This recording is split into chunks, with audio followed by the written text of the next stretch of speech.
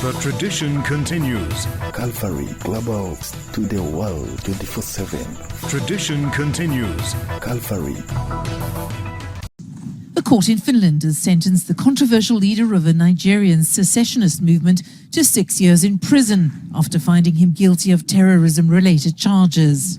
It found that Simon Ekpa, a Finnish citizen of Nigerian origin, had attempted to promote the independence of the so-called Biafra region of Nigeria by illegal means.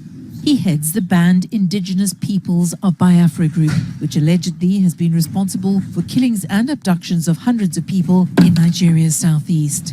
The region was briefly independent in the late 1960s, but its attempt at secession ended after a 3-year bloody civil war that led to the death of more than 1 million people. The judges said he'd also equipped armed groups with weapons and explosives and stoked tensions on social media. Ekpa was also convicted of aggravated tax fraud and can appeal to a higher court. Once a lush green oasis in Morocco's Dra-Tafila-led region, this palm grove bears the scars of a devastating series of recent wildfires. Date palm cultivation is vital to the region's economy, but rising temperatures and drought have put the oasis at risk. The causes of this fire came from the negligence of the residents because they don't prune the palm trees, which led to the spread of dry palm fronds that caused the fire. Also, the people don't have a guard watching over the farm to protect it and alert the residents. This negligence contributed to the spread and worsening of the fire. The residents of the area are suffering, but they were hopeful that there was very important rainfall last year that revived these trees and brought them back to how they were. Environmental organizations are calling for new investment in sustainable irrigation techniques to ensure the resilience of the palm oases in the face of accelerating climate change. Belgium will recognize a Palestinian state at the United Nations General Assembly next week. Belgian Foreign Minister Maxime Prévost made the announcement in a post on X, adding that sanctions will also be imposed on the Israeli government. The decision averted a government crisis triggered by disagreements between parties about implementing harsher measures against Israel over its conduct in Gaza. Sanctions will be placed on far-right Israeli ministers Itamar Ben-Gvir and Bezalel Smotrich, as well as violent settlers. Belgium will place restrictions on certain weapons exports and ban imports from illegal settlements. There will also be a review of public procurement policies with Israeli companies. The government will also push to facilitate increased humanitarian aid into Gaza and spend more money to fund the World Food Programme.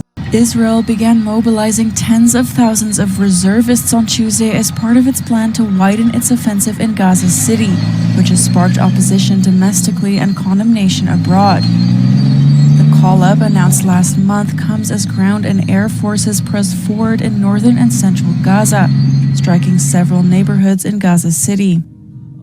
Zaytoun, once Gaza City's largest neighborhood, has been transformed over the past month, with streets being emptied and buildings reduced to rubble. Gaza City is Hamas's political and military stronghold and, according to Israel, still home to a vast tunnel network despite multiple attempts at dismantling it throughout the war.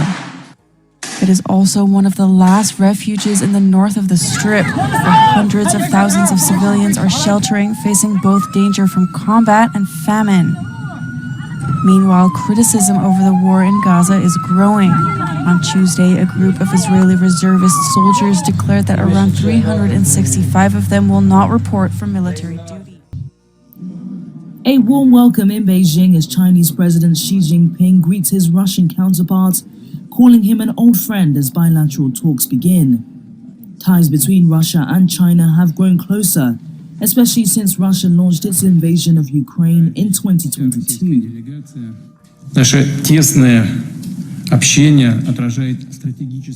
Our close interaction reflects the strategic nature of Russian-Chinese relations, which are at an unprecedentedly high level.